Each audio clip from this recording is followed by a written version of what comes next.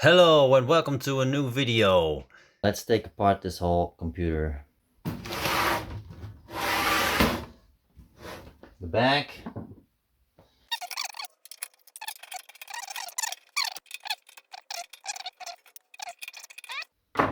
That's that. Now let's take out the case. Wow. Can we see the power supply? Let's just take a look. It's all very old stuff. Yeah, it has never had a real upgrade. I've added a self-made battery container, but this is all going to be replaced. Now, first we'll take out all the IDEs. We have a special Visa local bus card. I still find it very typical for 486 computers. Not all have it, but this one does. Yeah, let's take it apart. There are some main things we need to take a close look at. We need those red lines on the right side. If we don't, things won't work. But as you can see, there's no middle pin that's being stopped. So you could also connect it like that, and then it won't work. I've done that on one occasion, so I thought, no, my whole computer's broke, but turned out it was just connected the wrong way around. I felt really relieved when it turned out I just connected it the wrong way, or else I thought, oh no, the problem with the motherboard or the Visa local bus. I don't want that. So, IDE cable for the disk drive and the CD-ROM drive. Now we're going to take out the cards. First, the graphics card. This is a very old one, of course, because it's an old computer. These are always very well seated. Well, I want to expand the memory too. It's now 1 megabyte. I want to see if I can find 2 of these ones and fill them up. I just have to find 2 of these, 2 extra of these. So it's a, oh boy, it's a S3 Trio32 made by Miro Computer Products. Well, now you know. I have no idea if it's any good. It doesn't sound popular. Take this one out. This is just a slot with just a few connectors to it. Yeah, this is for my mouse. This is the COM1 port. And there's the local bus. We're gonna take it out. It's also very tight, always. Getting it out is a pain. You have to really go back and forth, left and right. You want to do this as less as possible. Here it is. Oh, there's also a HDD LED that needs to be removed. I have no idea if this is made by some brand or some company. You can see what kind of chips are on here. It's a GoldStar Prime 2C. I have no idea. I'm not an expert on VLB, Visa local bus, made in China. That's our local bus, and that gives commands to all my devices. We have our sound card, and this is an oldie. Or oldie? No, it's after the 486. It's a pretty new card, but it's ISA slot, so that's cool. It's an Advanced Logic ALS 100. Software is called All Sound software. Yeah, we have MPU for 401 connector, We can add a wave table. I have a wave table, but never actually used or experimented with that.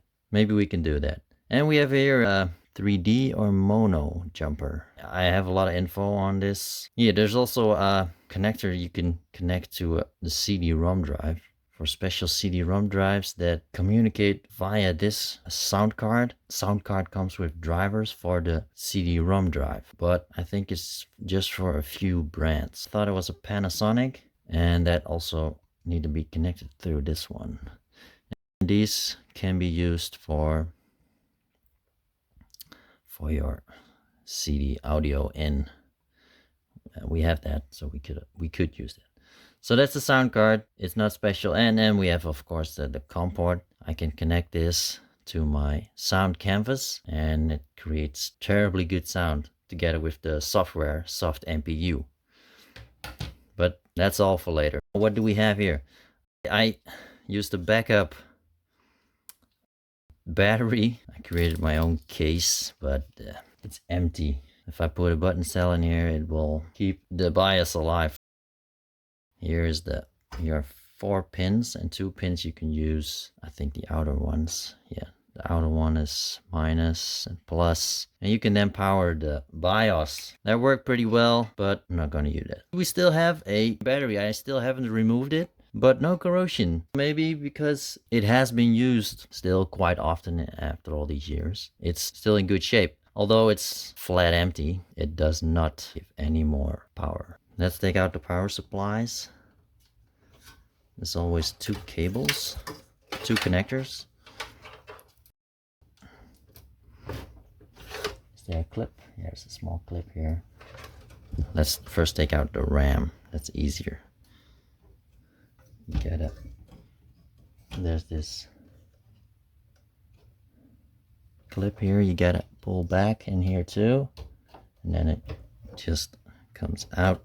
These are 2, I think it's 8 megabytes each, different brands. I'm going to take out the last slot. The memory, I just had 1 removed. Now I'm going to remove the second one. This is also 8 kilobytes, but a different type. Texas Instruments. Now we have to take out the power supply. First, now we can unconnect the connectors because you have these locking connectors here. It's always hard to get those out. See, you have these hooks on the inside too. They hook on to this side, and then we have this one that clicks in at the bottom. So it's always a bit of a wiggle to get it out.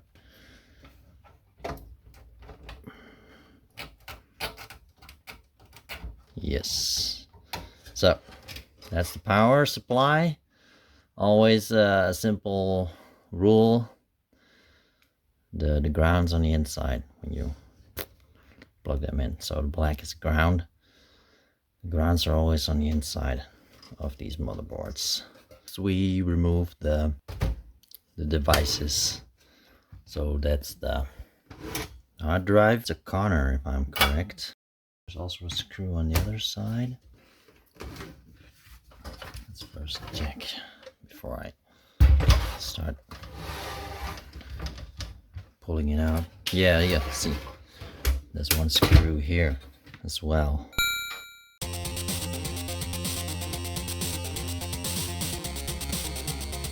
What I most of the times do before I start disassembling a computer, I first ground myself. I touch the radiator with my hand, and then I'm grounded, and then it's safe to remove all these parts without creating some static electricity, which you don't want. Did I miss a screw?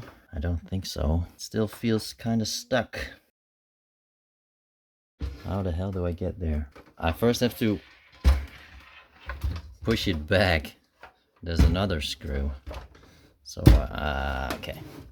I have to push this hole back to there. Then I have enough space to reach it. Another try. Now I can reach it. Yes, got it. Now we can take it out. I've taken this one out before, so that's why I knew I probably forgot one screw. Yeah, now we can take it out. Because we also want to take a closer look at the motherboard. Let's see what this is. It's a Connor. Later this was renamed Seagate. Connor later became Seagate, or was taken over by Seagate, something like that. Check Wikipedia. The CPU has a fan, small one. We'll take that off. First take out a floppy disk drive and then the CD-ROM drive. This one's still in good shape. I think I can clean it a little bit, but I've taken care of it very well. It's not that dirty. I can open it, I can check it, maybe do a few small restorations.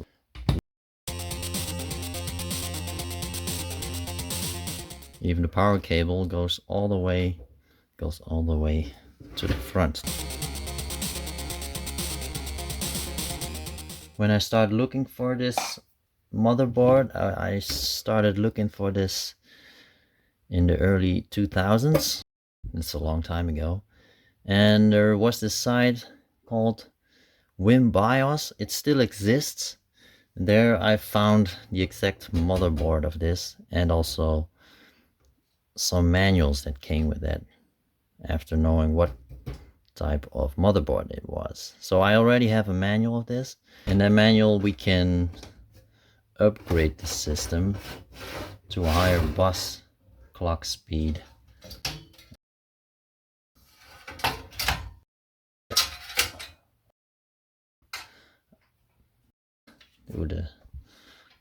This is pretty dirty. I'm gonna clean that up a little bit. Now it's a Samsung. It's quite a nice one. It's not always as reliable, but it could be or the system or this thing, but I think the system sometimes just is a bit buggy.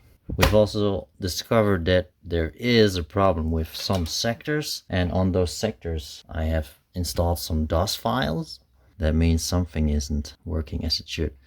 To take out the power supply, we need to remove these four.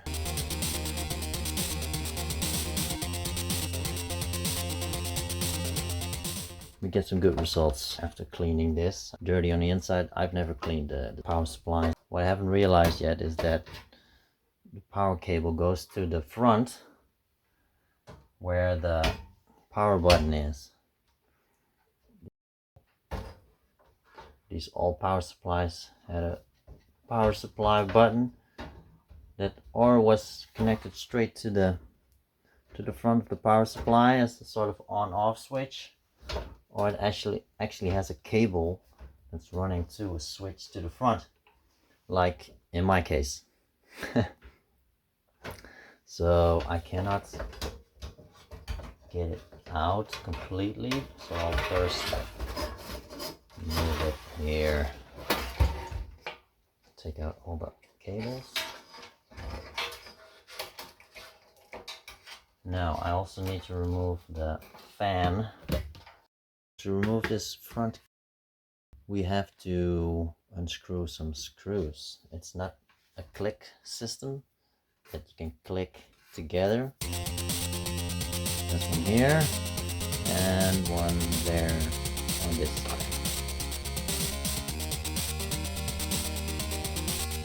There's one here and one behind. We'll take the front panel off. Maybe we can also treat it with water peroxide. It's not one of my priorities. Again, I've done something stupid. Now that I removed the front panel, there's also a lot of connectors that go to the motherboard that need to be disconnected first. So we'll do that. Make a shot from above again. Try to zoom in. I have all these different connectors. This one is for an LED, the turbo LED. Then we have this one, the turbo switch, blue, white, the reset switch. Then Power supply or something. Could be the speakers. Power LED. I think it was the wrong way around. And a key lock. Well, key lock is unimportant. First, unscrew the fan, and then we can remove. It's tight pretty well. The board is a bit jumpy. It misses one.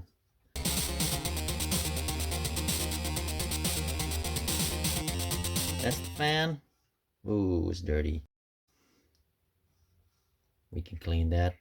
That's always a good job.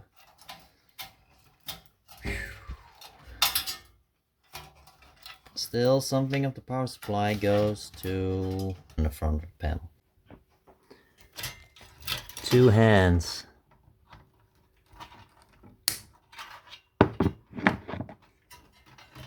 So, unbundle that. After all this, the power supply still isn't loose from the panel. This is the power supply to the LED probably. So that's one side of the power cable we now have removed. Is this one. Now, can we unplug it? Yes, we can. Unplug the power cable. I'm gonna hold this one. Ooh.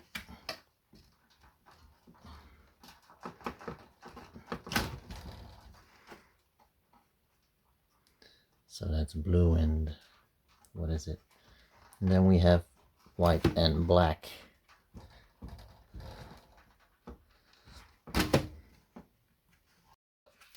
Finally, it's off.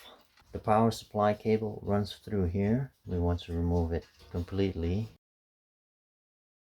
Just go through here. One at a time. And here. Our power supply is free. That's the power supply. Can we take a look at the power supply? It's 115 to 230 volts input. There's a switch here somewhere where you can set it. No switch. It just detects the voltage. That's good. And we have +5, +12, -5, -12. That's all standard stuff. And it's from Behavior Tech Computer Core. Speakers hanging here. The only thing we need to remove is the motherboard. I think. Does it have any screws? Yes, it has a screw here. And the rest is these plastic. Oh, and there's a screw. 2 screws.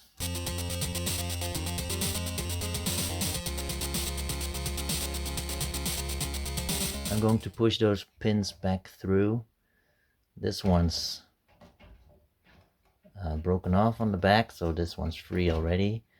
And this one, and that one need to be pushed back. Let's see, can I show you how to do this from this view? We have this pin here. It needs to go through the hole, but as you can see, it has been blocked by these 2 pins. Squeeze real hard. Pull a little bit back. Like that. And then squeeze again. Ooh. There.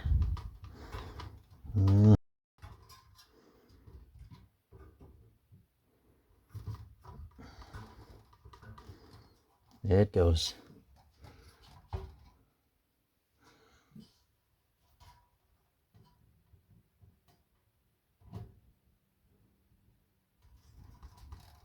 Yes, that's one. Okay.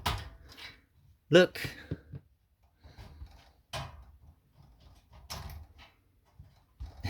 Oh boy, don't fall in. Yes. Oh, I hate these things. But they work. I want to reuse those. Now I gotta do 3 other ones. I'm not gonna show you all this. I removed all the screws and plastic holders. And now we can get it out. Yes. Remove the case. So that's for later. And here we have the motherboard. It's actually quite small. And let's check what it actually is. It's called an expert board, and it has an expert chip. That's how I first found information about the board, by looking at these chipsets. Expert chip, and then A3C492. And then we have one here, 491. Yeah, the cooling is ugly. Let's check it. Ooh, there's a little bit of corrosion there, so we really need to remove it. I will remove it, and I'll replace it with another type of socket for a standard button cell battery. There are a lot of jumpers on this board, and there's a reason for that. You can change clock speeds of the bus, and here's some important ones here, and also here on the side. They are important for the clock speed. Here we have our L2 cache. I'm going to upgrade that too. It's now 256 kilobytes, and I want to see if I can upgrade it to 512. I have bought the chips on eBay and some other places.